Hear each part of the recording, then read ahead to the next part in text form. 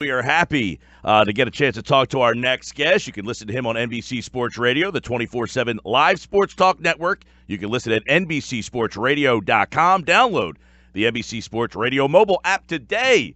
It is former Steelers quarterback Mark Malone, and he is with us right now on the Boardwalk Honda Hotline. Mark, welcome to the show. How are you, pal?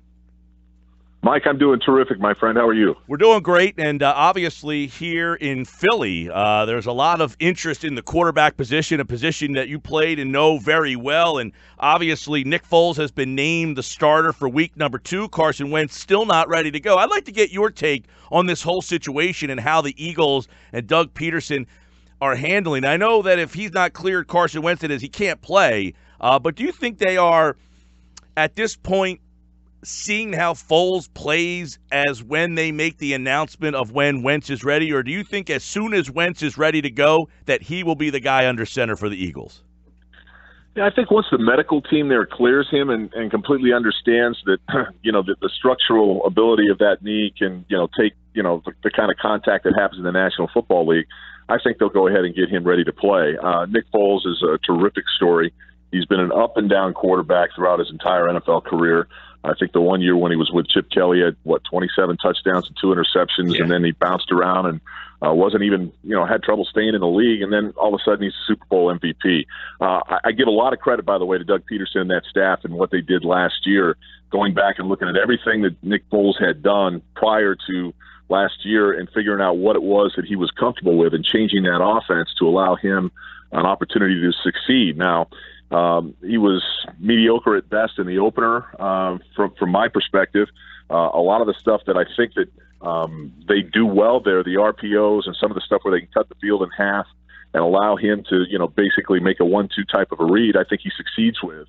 The football balances that offense up a little bit. We know the defense is pretty good as well. But listen, I think Doug Peterson hit it on the head. He said, Carson Wentz is a franchise quarterback. I want him to be here for the next 12 to 15 years.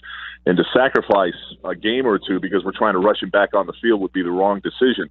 So I think Doug has kind of left it in the hands of the medical staff there and the training staff. You tell me when this guy is ready, then we'll get him some reps in practice, and he becomes our quarterback. In the meantime, if Nick Foles continues to find ways to, do enough to have this offense win and win on Sundays, you're less inclined to, kind of jump the gun, if you will, and put Carson Wentz out there before he's ready to go. Now, Mark, when you play quarterback, I know the game has kind of changed a little bit here, but when the backup quarterback plays, do you see a lot of times that teams design different offenses for them, or do they kind of keep the same principles? I mean, it seems that the Eagles kind of changed their philosophy when Nick Foles got put under center. Do you see that as well?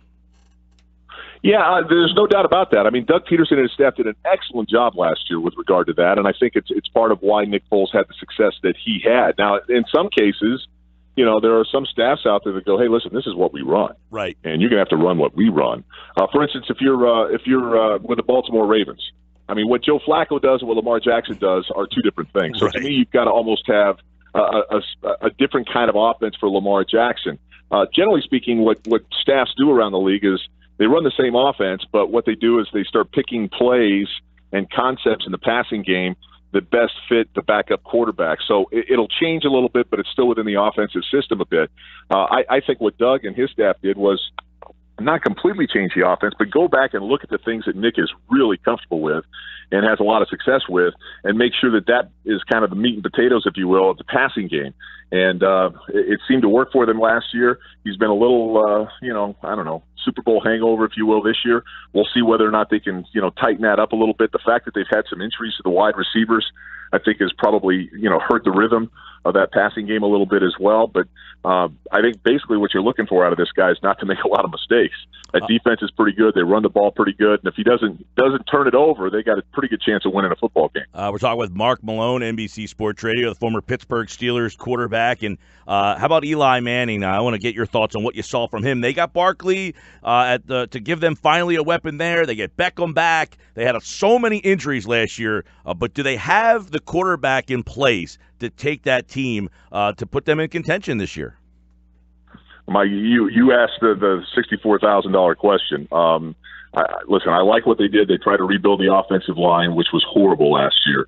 Saquon Barkley is, a franchise kind of player who can both run it and catch it out of the backfield. The defense, if it plays like it did 2 years ago, is pretty damn good. My question coming into this thing is, you made a decision not to replace Eli Manning.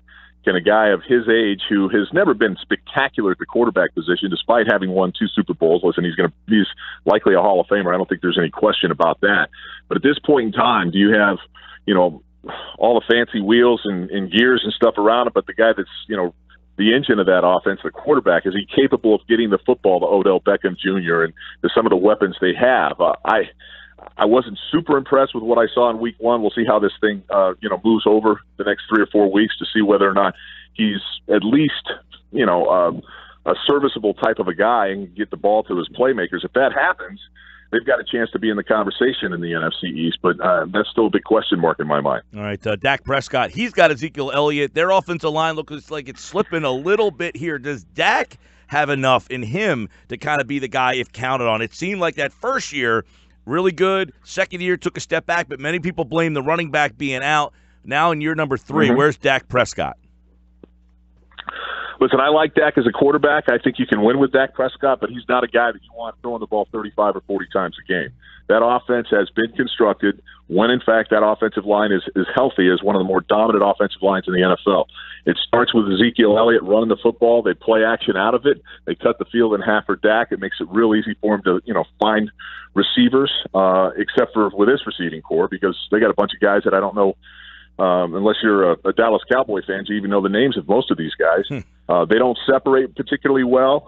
He's having to hold the football. Travis Frederick, the all-pro center, is out with Guillain-Barré syndrome, and we don't know when he's going to be back, so that's compromised the offensive line. And you saw it in Carolina. Dak's back there holding the football, waiting for guys to get open. The offensive line's not as good.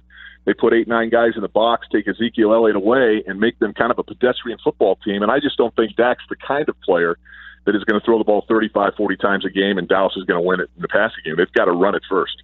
Mark Malone, everybody, NBC Sports Radio, the 24/7 live sports talk network. You can listen at NBCSportsRadio.com. Download the NBC Sports Radio mobile app today. Enjoyed it, Mark. Thanks so much. Mike, my pleasure, my friend. Enjoy the football.